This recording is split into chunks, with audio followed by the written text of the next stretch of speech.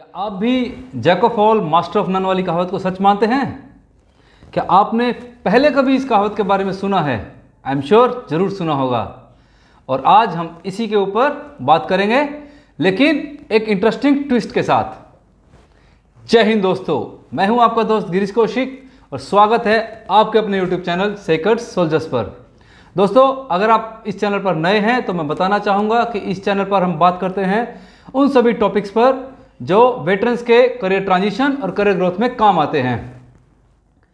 और आज हम ऐसे ही एक टॉपिक पर बात करेंगे जो अपने आप में बहुत ही यूनिक है, और वो है jack of all master of none. Jack of all master of one. जी हाँ दोस्तों, पूरी और सही जानकारी के लिए वीडियो को अंत तक जरूर देखें, और अगर मेरा वीडियो पसंद आए तो लाइक और शेयर करना न भूलें। चैनल को सब्सक्राइब अगर नहीं किया है तो सब्सक्राइब बटन दबाकर चैनल को सब्सक्राइब करें, बेल आइकन को दबाकर ऑल सिलेक्ट करें ताकि आपको आने वाले वीडियोस की जानकारी मिलती रहे। तो चलिए दोस्तों, शुरू करते हैं। Jack of all master of none, इसका मतलब है कि सभी चीज़ों के बारे में थोड़ी थोड़ी जानकारी होना, लेकिन किसी भी एक चीज़ के बारे में कंप्लीट नॉलेज का न होना। और हम सब शायद इसे सही भी मानते हैं कि mostly everyone is jack of all master of none. मैं भी काफ़ी हद तक इसे सही मानता था, लेकिन मेरी ये सोच बदल गई जब मैंने 2004 में एक बुक में ये पढ़ा, jack of all master of one. और ये लिखा था एक ex US navy SEAL Richard Machowicz की book unleash the warrior within में। दोस्तों, उसके बाद ये लाइन शायद मेरी ज़िंदगी का एक मोटो बन गया कि what ever I do, at least एक स्किल ऐसी होगी या एक डोमेन ऐसा होगा जिसमें मैं बेस्ट बनूंगा। रिचर्ड मैकोविज ने अपनी बुक में मेनली मार्शल आर्ट्स ट्रेनिंग के बारे में लिखा था। एक अच्छा मार्शल आर्टिस्ट बनने के लिए आपको मार्शल आर्ट की तीनों स्किल्स जैसे काता, कुमिते और किहोन तीनों में बेहतरीन बनना पड़ेगा। लेकिन एक चैंपियन बनने के लिए आपको एटलीस्ट एक स्किल में मास्टरी हासिल करनी पड़ेगी। ऐसे ही दोस्तों, आपकी प्रोफेशनल लाइफ में भी आपको हर प्रोफेशन की या हर दूसरी डोमेन्स की नॉलेज होना बहुत ज़रूरी है। बट एस्टेब्लिश और सक्सेसफुल होने के लिए आपको अपने प्रोफेशन में एक्सपर्ट बनना पड़ेगा। हाँ, और अगर मल्टी स्किल होना आपकी जॉब रिक्वायरमेंट है तो आपको किसी एक स्किल के बारे में इतना नॉलेज होना चाहिए या इतना एक्सपर्टी होना चाहिए कि आपका रिप्लेसमेंट ढूंढना मुश्किल हो जाए। चलिए अब कुछ रियल लाइफ एक्सपीरियंसेस शेयर करता हूँ। मैं भी बहुत दिनों तक jack of all master of none वाली कैटेगरी में ही था, लेकिन करियर के शुरुआती दिनों में ही मुझे बात समझ आ गई और मैंने अपनी फुल एनर्जी और डेडिकेशन अपनी उस एक स्किल पर लगाना शुरू कर दिया जिसमें मेरा इंटरेस्ट था। दोस्तों, नेवी ज्वाइन करने के बाद मुझे एहसास हुआ कि ट्रेनिंग कराना मेरी स्पेशलिटी है और मैं एक बहुत अच्छा ट्रेनर बन सकता हूँ। तो मैंने अपना पूरा ध्यान और अपनी पूरी लर्निंग एफर्ट्स उस स्किल को तैयार करने के लिए झोंकना शुरू किया। और जब मुझे 2010 में मुझे ट्रेनर बनने का मौका मिला, तब मैंने लगातार 5 साल मार्कोस कैडर के लिए बेहतरीन स्नाइपर्स को तैयार किया। दोस्तों, जब भी मैं क्लास लेता था मेरा एक ही मोटिव होता था कि मैं अपनी नॉलेज या डेप्थ ऑफ नॉलेज से ऐसे फैक्ट्स को शेयर करूं जिससे सामने वाली ऑडियंस सरप्राइज हो जाए। जी हाँ दोस्तों, बस यही स्किल और यही नॉलेज आज भी मैं अपने प्रोफेशनल करियर में यूज कर रहा हूं।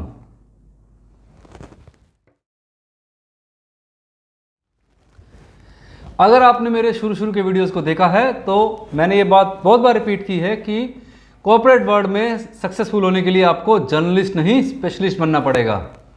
और दोस्तों, बहुत से वेटरन्स अपने आप को जर्नलिस्ट ही मानते हैं कि कोई भी जॉब मिल जाएगी, हम कर लेंगे, जैसे फैसिलिटी, एडमिन, सिक्योरिटी, कुछ भी। यहाँ तक ठीक है, लेकिन एक बार जॉब मिलने के बाद वो स्किल या वो सब डोमेन ढूंढें जिसमें आपको इंटरेस्ट आ रहा है और अपने लर्निंग एफर्ट्स को उस स्किल को शार्पन करने की तरफ लगा दें।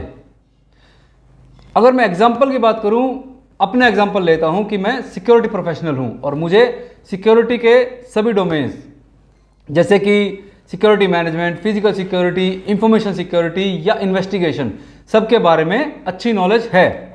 लेकिन अगर आप एक्सपर्टीज की बात करें तो मैं कॉन्फिडेंस के साथ कह सकता हूं कि मैं एक फिजिकल सिक्योरिटी एक्सपर्ट हूं और मैं उसी पर अपने लर्निंग एफर्ट्स और अपनी तैयारी भी कर रहा हूं।